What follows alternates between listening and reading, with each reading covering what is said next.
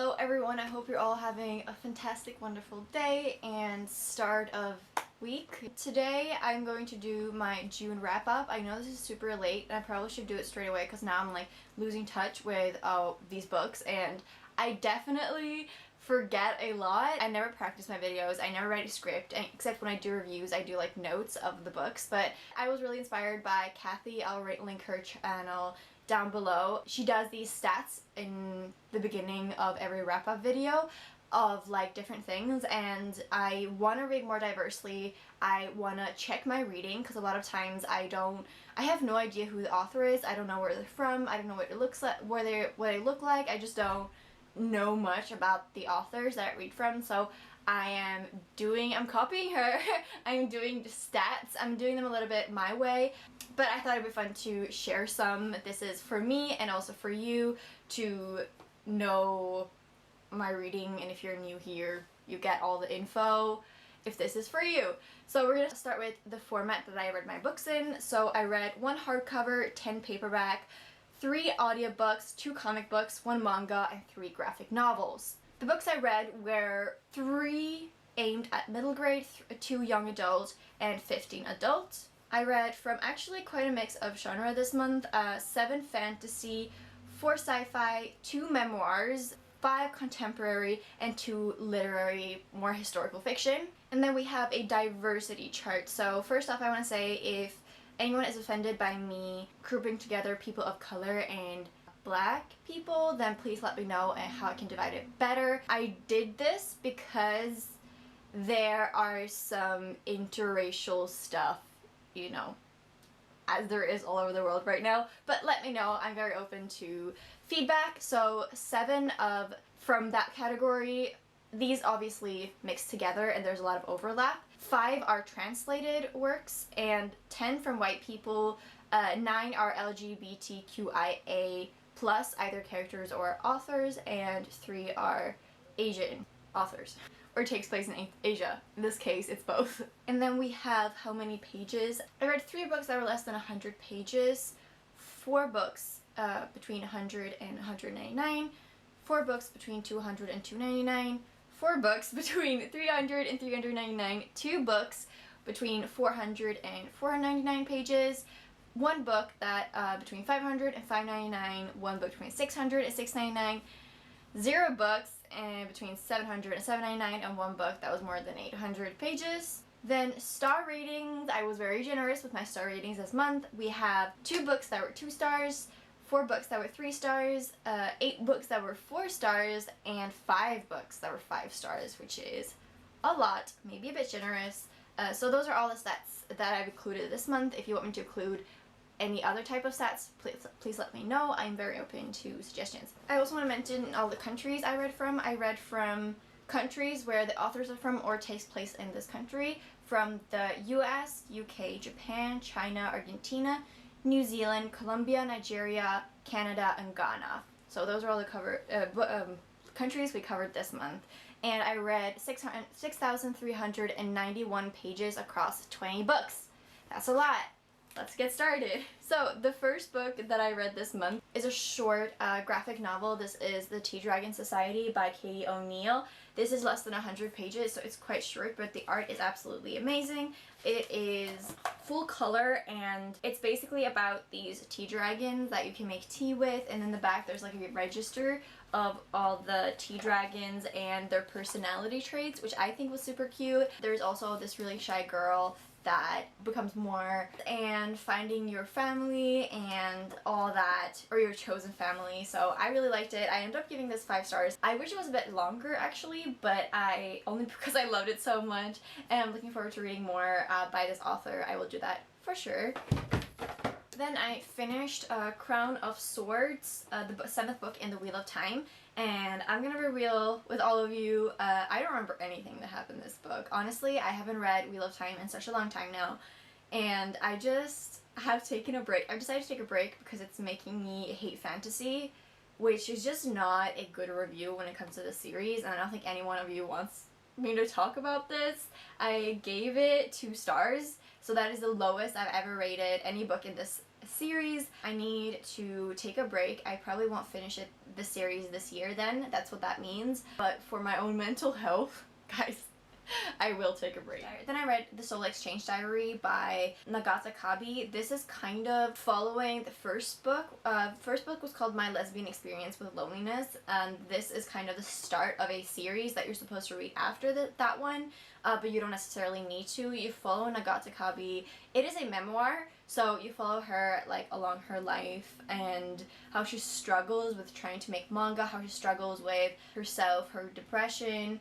It is quite dark and straightforward, but it's funny because like what she's struggling to write and create is like this and the previous books, so it's kind of like a what's called like account of writing this book that is what she's writing and that is what you're reading, you know what I mean? I really enjoyed it. I gave it 3 stars, probably 4 stars actually. Then I read Girl, Woman, Other by Bernardine Evaristo. I started this as an audiobook and the narrator is just so fantastic, but then I had to get a real copy because there was loads of characters, and a lot of people sell this as a short story collection. It is not. Don't think it's a short story collection. You are following short stories of all these women, but it's not a short story collection. It takes place in the UK, and it's called Girl, Woman, Other, so you follow girls, women, and other people who are transitioning, non-binary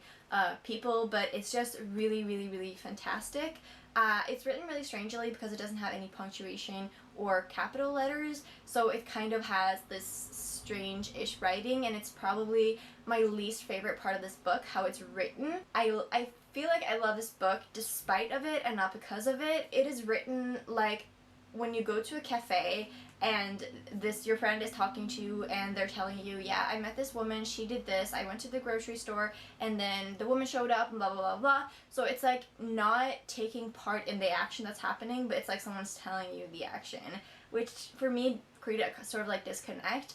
But the ending was so good. Like all these 12 characters come together at the end and it was just really fantastic. I mean, it's a great commentary on like loads of things, but I think more than anything else, it's about being a woman and being born a woman, the different experiences that brings you. It definitely has to do with also religion and race, but for me, like I could relate a lot to the characters when it came to their experiences as women. I thought that was just so fantastic, and I got a lot of new favorite characters in this. I highly recommend. After that, I picked up Little Eyes by Amanda Schweblin. She is originally from Argentina and it is translated. This is kind of like short stories. No, it isn't. It's following all these perspectives around this world as this new technology called Kentucky. So this new technology or something called Kentuckys, which are these fluffy animals that you can get with all types of fluffy animals, and they all have different perks. If you buy one, you basically sign up for someone else to watch you, and they just are around your house. You have to charge them and stuff, but they watch you live your life. And then you follow loads of characters who sign up to become watchers. So you're either like a watcher or you're being watched. And this like it's so interesting because you follow so many perspectives of people who are being abused because of this, people who find a community and friendship through this, people who have all these different experiences. This is a weird shot. I'm like slouching. Anyways, I don't care, guys. This is just what you get today. I'm tired as hell. Really, really love this. It's just like a Black Mirror episode, if that's something you're looking for. Highly recommend this. It's definitely a little bit of like piece of life story, so it's a bit slower and not a lot happens in a way, but it's just really cool how you follow all these different characters, their perspectives, the commentary. I really loved it, so I recommend this a lot. The next book I read was Genderqueer by Maya Okabe. This is like memoir, and you follow Eve as he grows up with parents who are like very gender non-conforming, but he soon realizes that when he goes to like school and all of that stuff, all of a sudden he is supposed to you know, have to wear a shirt when he goes to the beach and all that kind of stuff. So it's kind of like the experience of Maya, and through all these experiences that he has throughout going to the gynecologist, coming out as genderqueer, where her personality meets like the clothing style. Later when he teaches how he incorporates like this into the teaching. So it's very interesting, and it's so weird because I have this person that is a bookstagrammer, and she really found it offensive. I wanna talk about this without judging this person, but she said that she thought this was really offensive because she felt that Maya was undermining experiences as a woman, that the struggles that Maya had was a reflection of being genderqueer, and that other women don't go through similar struggles, and that it was kind of misogynist. I really struggled with this type of review because all experiences are individual, and everyone of course struggles with their period, but there are different things that represents for you. This, I don't think that Maya ever said, I don't think he ever undermines other experiences, but Maya can only tell her own. You know what I'm saying? So I really struggle with people who think that genderqueer or trans people speaking their truth is a threat towards you because it has nothing to do with you. And I recently had a friend who I had to, for some reason, it felt like defend my non-binary identity, and it was really tough for me. So I really felt that, and now I'm really spiraling. Okay, so what I'm gonna say is there was a character in this that I just really connected with, that was just like a perfect representation of what I feel when I decided to identify as non-binary. There's a person in this that says that for M it's like Aaron drag when E is dressing up as a girl or in that type of clothing, and that's a lot what I feel, and I really felt seen and represented in this book. That is not the main character, but still. Whew, that was tough to get through.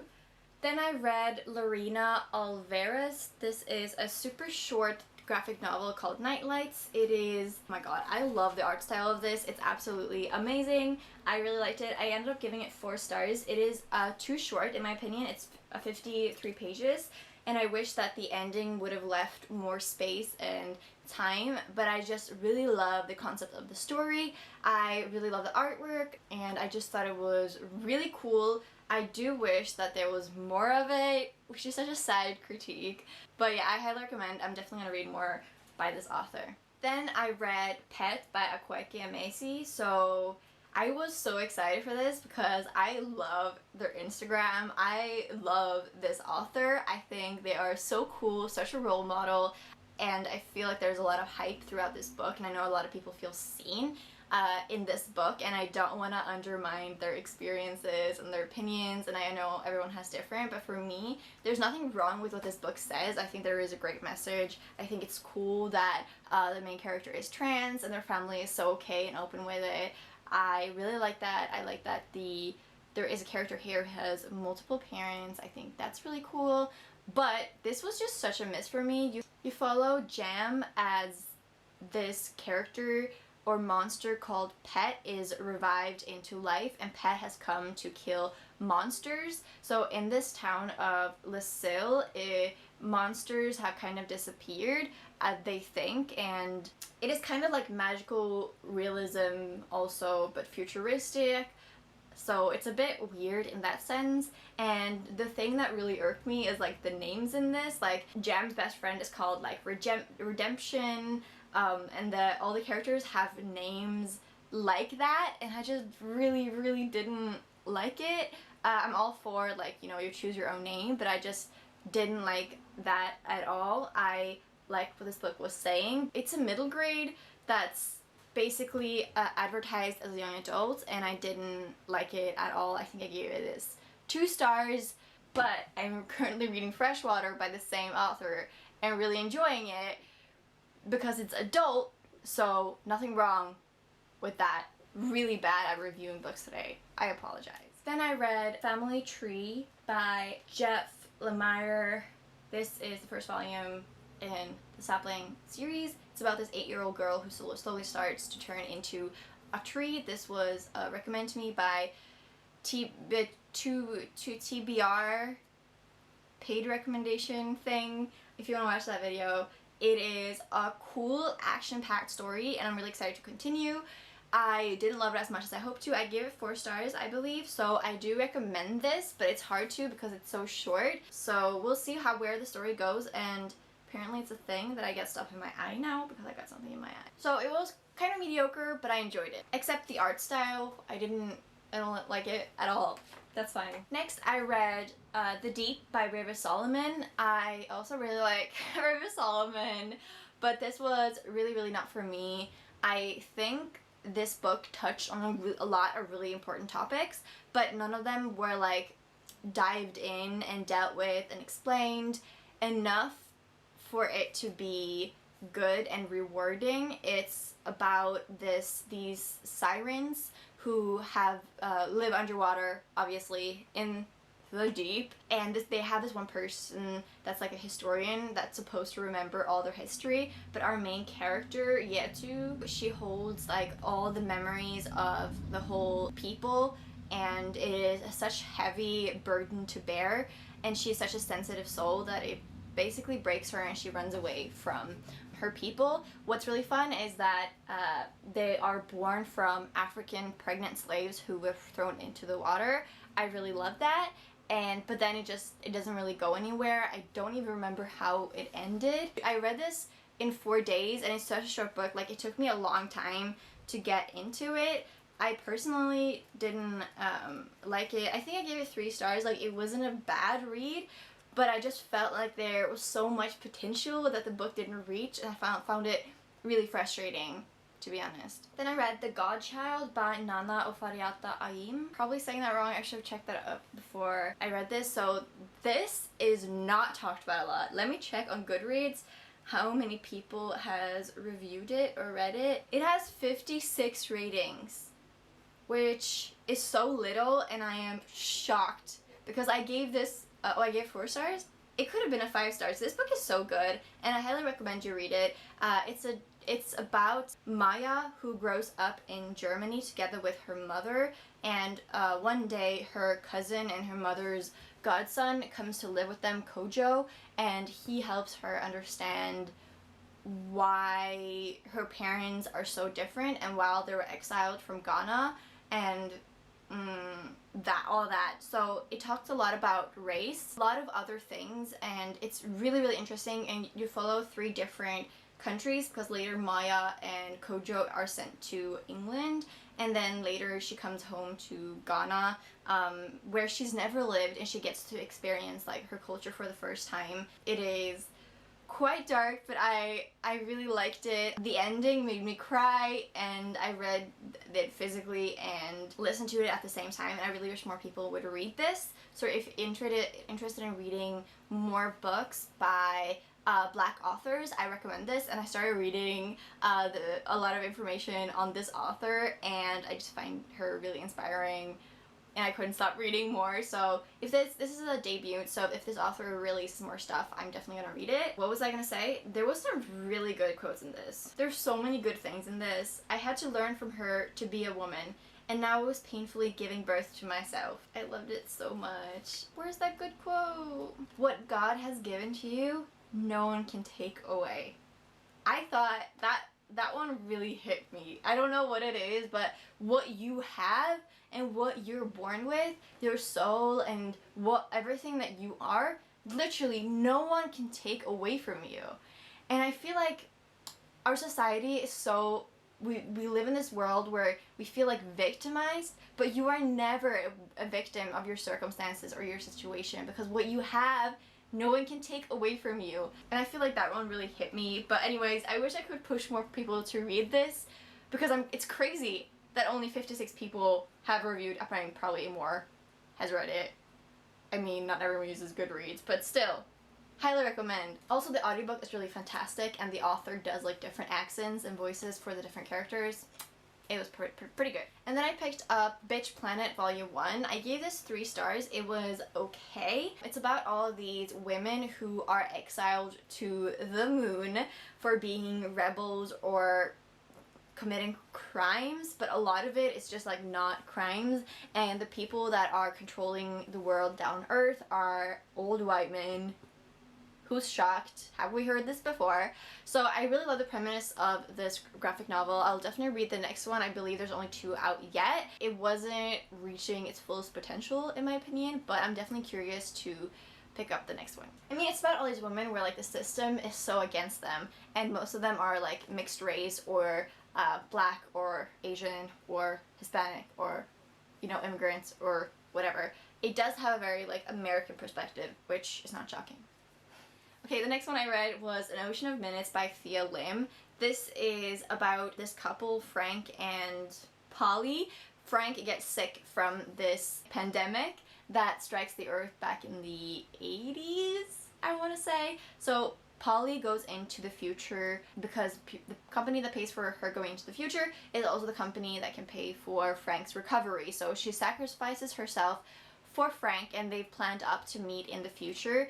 But instead of being sent to the time when she was meant to be sent, she gets there like 5 or 8 years too late, I believe, and it is such a depressing book. It will make you feel claustrophobic, terrible, depressed, anxious, and if you want to feel all those things, read it. I personally didn't like this book. There's nothing wrong with it. It is well written. It's just so depressing. And I didn't want to feel depressed at this moment because it's just like too real. You know what I mean?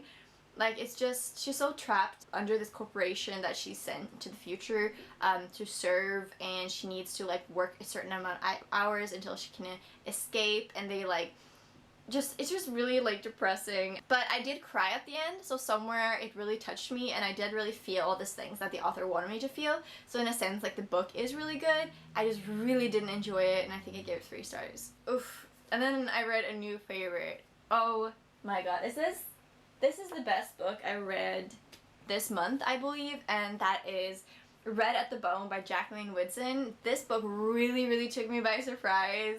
I don't know what happened, y'all. I have no idea what happened because this is just really not my type of book. This follows, it's an intergenerational story about this girl or woman who gets a child really early, and this child affects the family of the father, the grandparents, and you get to follow all the characters in this family. You get their backstory, but it's written like poetry, this whole book. And for me, it took me like 20 pages to get into it, and I was like confused about who was who, how this whole family dynamic fit together. But then I couldn't stop reading, you guys. Like, it is so good, and mainly it tackles class because our main character, not the child, but the mother of the child, she is grown up in a fairly wealthy, like middle class family, but the father is quite poor. So this child is kind of the result of both of those worlds, and it is a commentary on that as well as race.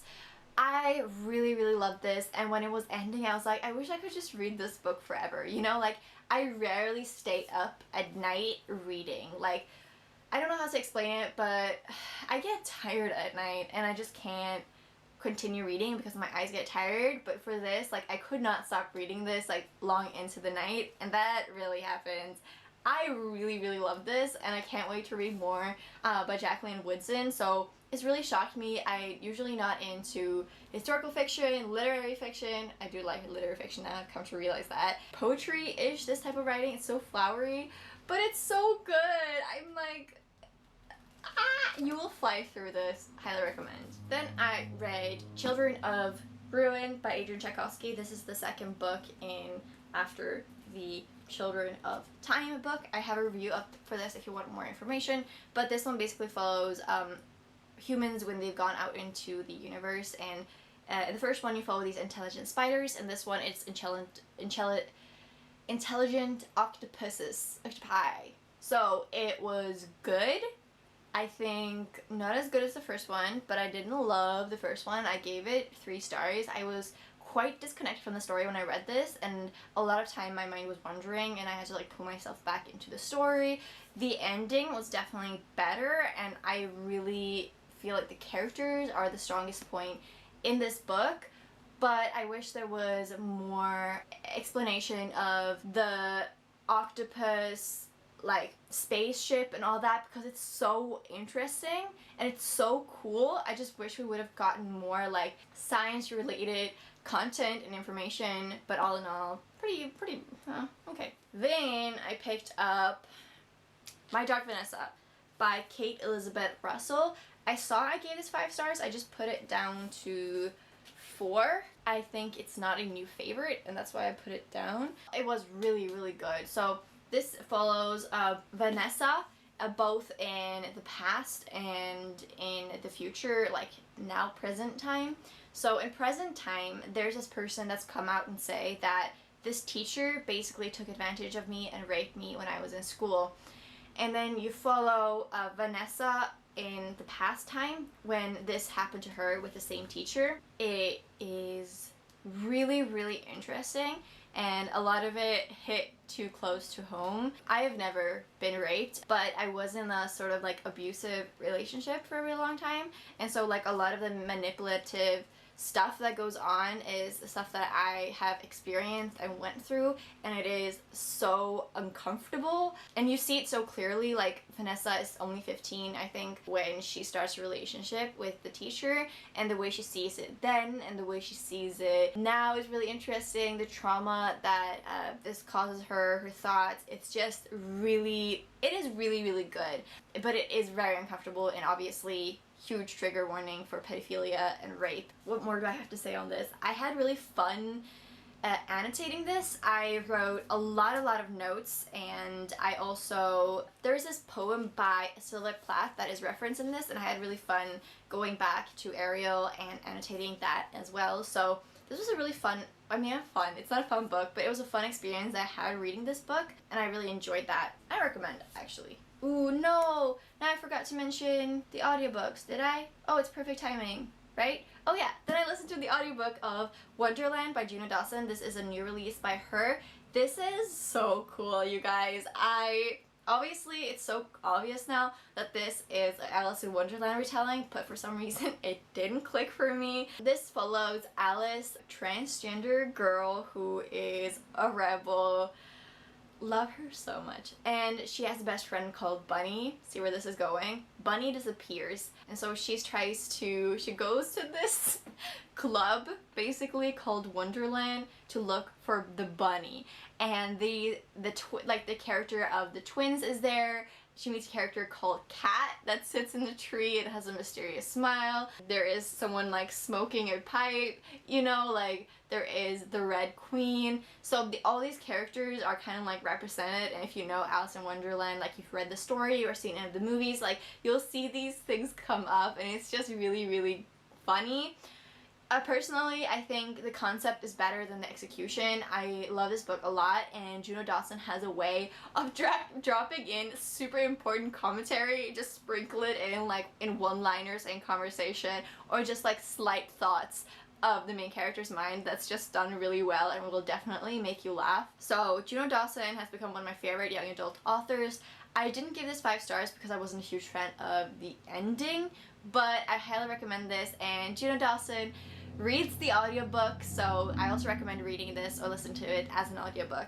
Then I read The 3-Body Problem by, I asked my stepmom to tell me how his name was pronounced. She had also read this actually, which was really fun. It's Liu Sichen, maybe.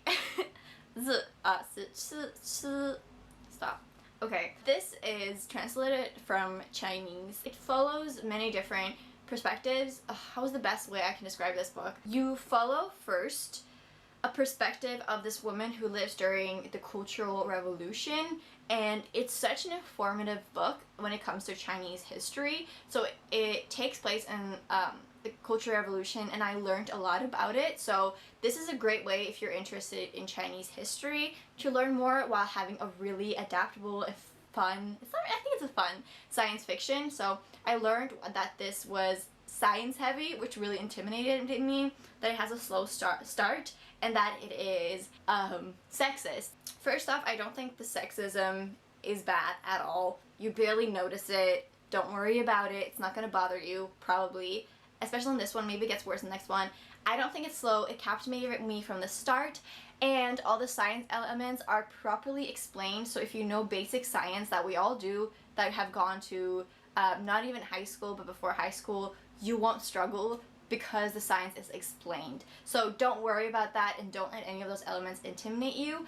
I think this was, it's easily written. Like, the language is very addicting, and I really liked it. The thing is, the characters are not really relatable, and you don't really connect with the characters at all. That was the only con I had. I feel like I'm stuck in a rut where I just talk about books and my mind's just going in a circle. I feel clammy. My skin feels clammy. Do I look clammy? So I highly recommend this. I gave it 4 stars. There was a few parts that were a bit confusing towards the end, like why they built a space elevator. The plot is very cool, and there's a lot of cool elements. I think the science was a bit scattered. I wish the book would have focused on one type of science, but they mixed like all different types of science and technology and mixed them together. That was a bit confusing. It's not confusing. It's a bit scattered, but it do make sense for the story, and I can absolutely not wait to pick up the next one. We have 2 more books to talk about. I will try to do this quickly. Next, I read The Wind-Up Bird Chronicles by Haruki Murakami. This is the 3rd book he ever wrote, and I think it's visible. This is my least favorite Murakami book. I think, how many Murakami books have I read? I've read 10. This is my 11th Murakami book, and this is by far my least favorite.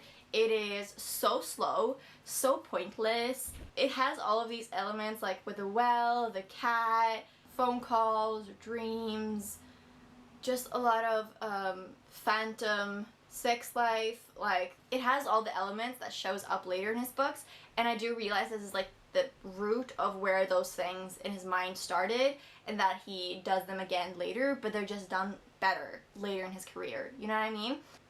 You follow this man who has a wife, Komiko.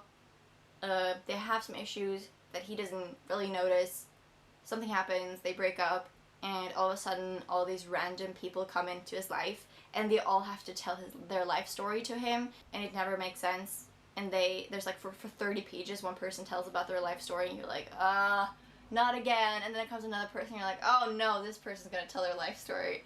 And it just goes on and on and on. And the ending isn't even that satisfying. It's not bad. I think the ending kind of redeemed itself, but ugh. Also, I read this with only 20 pages each day, which was way too slow for me, and I've never read any of his books that slow, and it's 600 pages, and I definitely don't recommend starting with this if you're gonna read Murakami. So, the last one I read was listen to the audiobooks of Felix Ever After. This is about Felix, a transgender art school guy who has a best friend called Ezra. Ezra and Felix are friendship goals.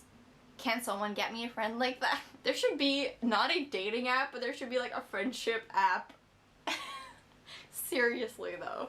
Okay, that's just such an ace thing to say, but whatever. I think it should exist. So Felix basically goes to school one day, and there is a gallery of his Instagram that he used before he transitioned with his dead name and everything. It is a private account, so no one should be able to have these photos or see them, but for some reason they're displayed in the school, and he goes on a mission catfishing the person he thinks it is, which is not good. Don't do that. Don't catfish people. But it was really good. I gave it 4 stars. The narrator is absolutely amazing.